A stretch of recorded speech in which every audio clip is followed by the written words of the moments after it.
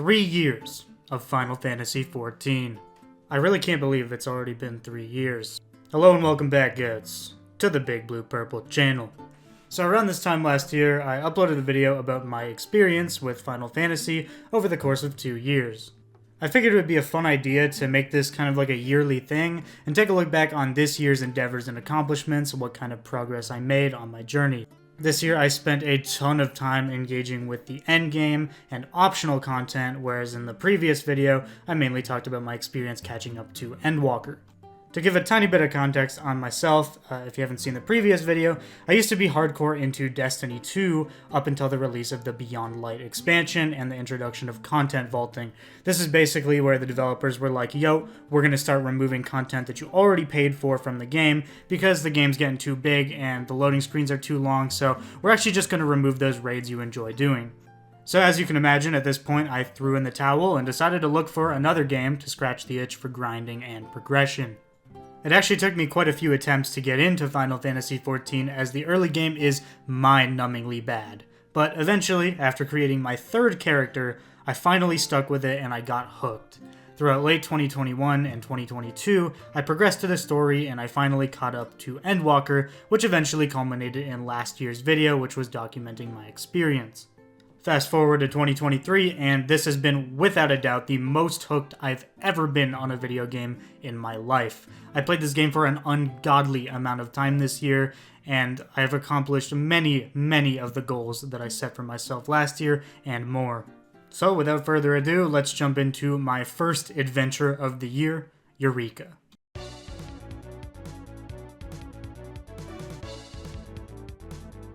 Eureka, the field exploration zone from Stormblood, was my first major adventure of the year.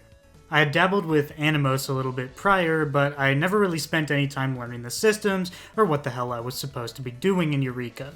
With my sights set on a Stormblood relic and that badass elemental armor, I began the massive grind that is Eureka.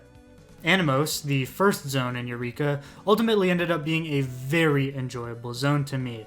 I loved learning to work with other players and grinding these NMs together in these massive groups. The progression also felt relatively well paced. There was always another clear goal in mind to strive towards at any given moment within Eureka. It also almost felt like an entirely different game than the rest of Final Fantasy XIV. It had a separate leveling system, it had different rules, and death is a lot more punishing in Eureka. It was a great way to shake things up after I had already gotten comfortable with how the game worked. It was in the second zone of Eureka, called Pagos, that I began to second guess, however, if I actually enjoyed the content or not. You see, in Pagos, the leveling process slowed down immensely, and the map became very tedious to navigate, especially compared to Animos, which was a very simple map to navigate. On top of this, the enemies that are patrolling the zone are far more dangerous, and there's sleeping dragons everywhere that you have to walk around. Overall, the zone is just hell, and I absolutely hate it. I ended up getting so fed up with this content that I moved on to do my first ultimate raid instead.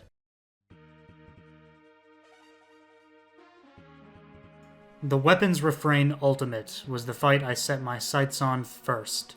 This is by far the easiest ultimate fight in the game, so I figured it would be the best place to start, especially given my lack of any meaningful raid experience prior to this fight.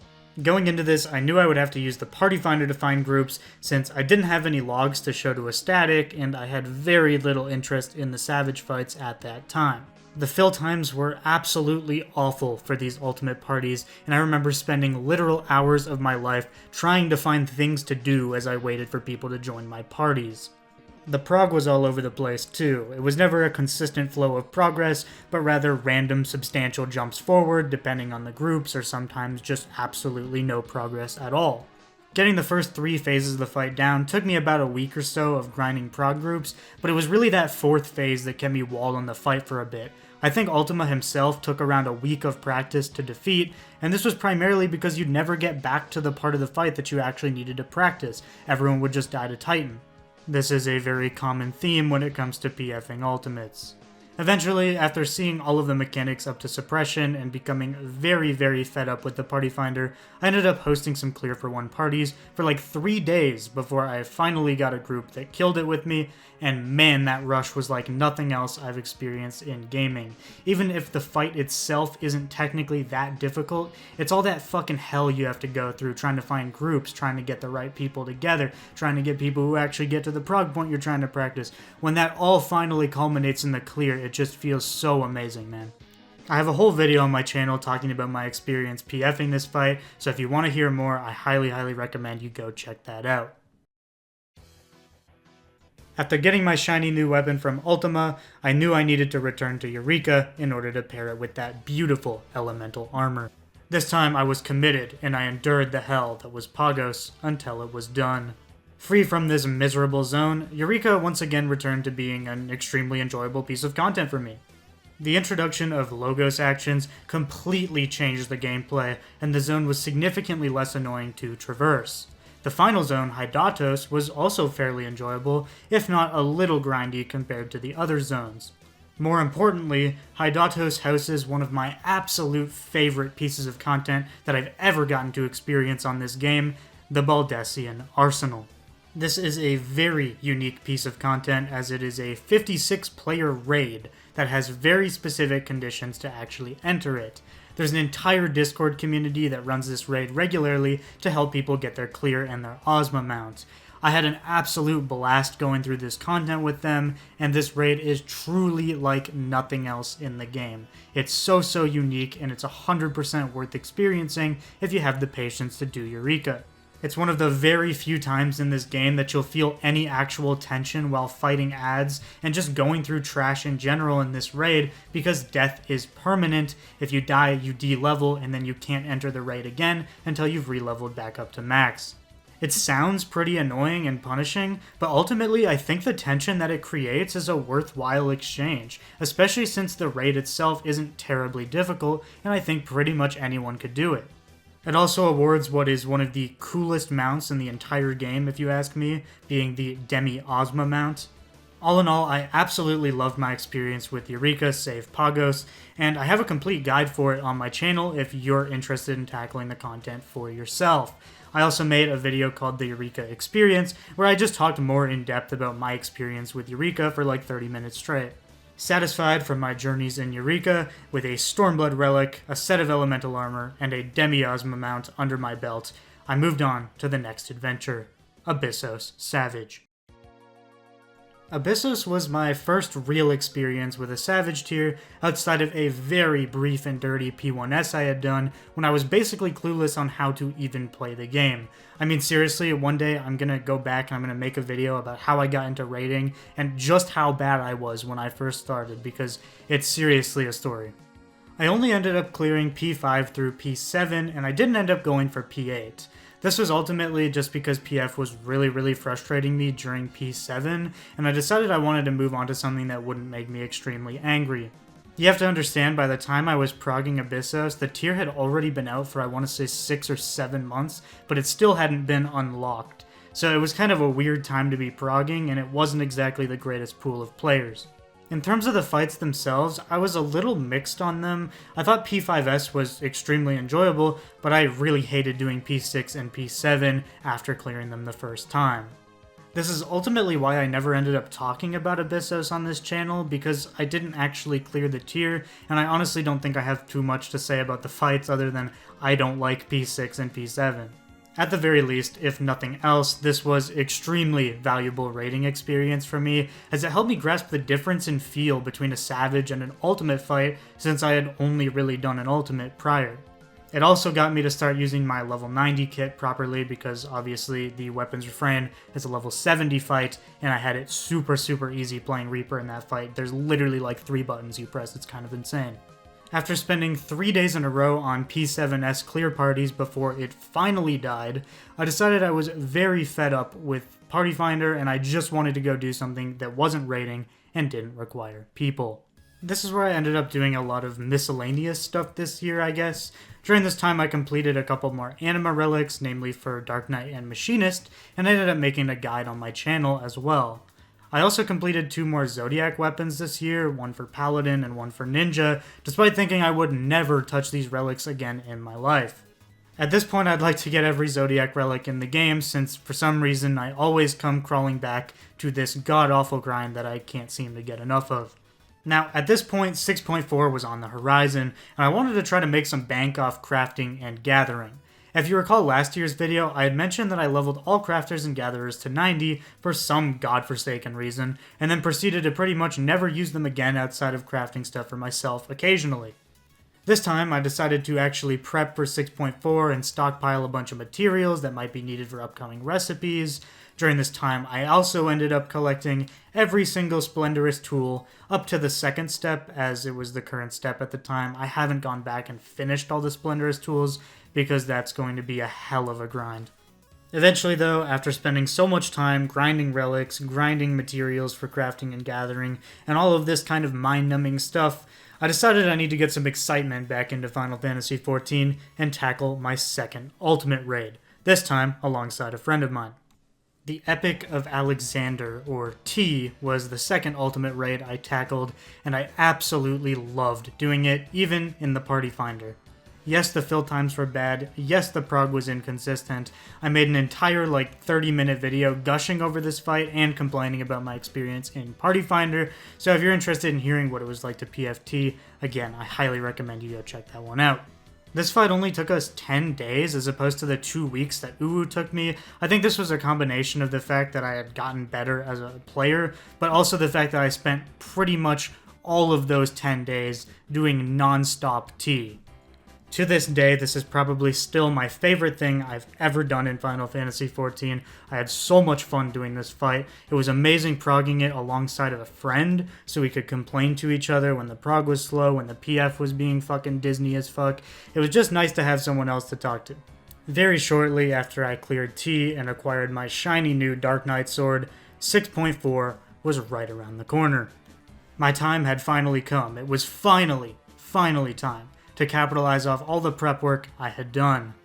Unfortunately, I only ended up making around 50 mil off of a few armor pieces since I was having an absolute spaghetti connection the day 6.4 came out. I just kept losing connection to the server in the middle of crafting over and over and over again.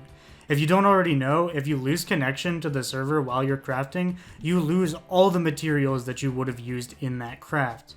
As you can imagine, on patch day, this is an insanely big problem when the things you're crafting are worth tens of millions of gil, and you're just losing them left and right to random disconnects. This was extremely frustrating, and this was the reason you guys never saw a video about my, patch day prep work, because I said back in the T video that I had planned to cover that, and I never ended up doing it because I just didn't really do enough to get a video out of it, This was also the point where I started experimenting with jobs a bit more, as I wanted to play Dark Knight going into 6.4. I ended up learning Golbez on Dark Knight, I learned Zervin Unreal on Dark Knight, and then I took it into Savage when that came out before eventually swapping back to Reaper, because I really didn't like dealing with Party Finder tanks. Speaking of Savage though, Anabasios was actually the very first Savage tier I ever got to experience on release. I had quite a bit of fun with this tier, but it was also a huge source of frustration for me, and it ultimately burnt me out on raiding pretty damn hard just due to how much P12S walled me on Phase 1 for multiple weeks of parties just not being able to do it. It's the absolute peak of my frustration ever with this game, more frustrating than Ultimate ever was, more frustrating than any of the grinds I had ever done. P12S really pushed me to a limit. That being said, I do still love Phase 1 of P12S, and I absolutely love P10S. I think that's an amazing fight. It's probably my favorite Savage that I've ever done. So I certainly don't regret experiencing this tier. It's just, man, I still feel the burnout from just how much I fucking hated PFing this fight. But hey, this was the very first time I cleared a Savage tier despite having done 2 Ultimates prior to it, so I was at least pretty happy about that. If you want to hear more about what it was like to PF this Savage tier, I have a 2-part video on my channel talking about every single fight in the tier, what I thought of all of them, and what it was like party finding them. During my time progging Savage, I also took a brief detour to go farm all of the Shadowbringer's Gwib mounts from the Extreme Trials. This ended up being a very surprisingly fun adventure, and the fights are deceptively easy when you unsync them. There's very little that you need to know. I ended up making a video on my channel covering how to actually go about doing all of these fights unsynced because they're very, very simple. So go check that out if you haven't gotten your Shadowbringer's Gwib mounts yet. Not too long after I cleared the Savage tier, 6.45 was around the corner, and with it came a Blue Mage level cap increase along with a bunch of new spells to play with.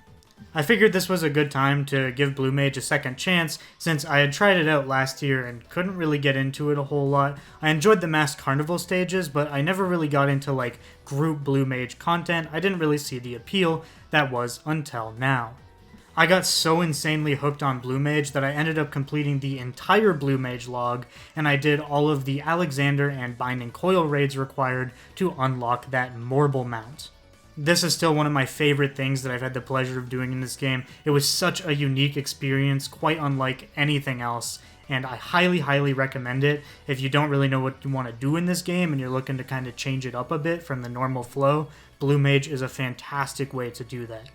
Island Sanctuary was another piece of content I really tried to give a fair shot this year. I took it all the way to rank 16, but ultimately I really lost all interest in this content. I find it incredibly tedious. There's no actual gameplay involved past a certain point. After you get through like the first 10 ranks, the whole island is just automated, like go tell your mammoths to do this every week, and then you'll log in and you'll get a bunch of XP.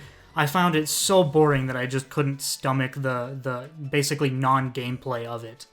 I don't want to get too much into it here because I want to make a video in the future criticizing Island Sanctuary. I really think the concept here is a good idea, but the workshop system completely ruins it for me and just takes me out of that experience of building up this island for yourself.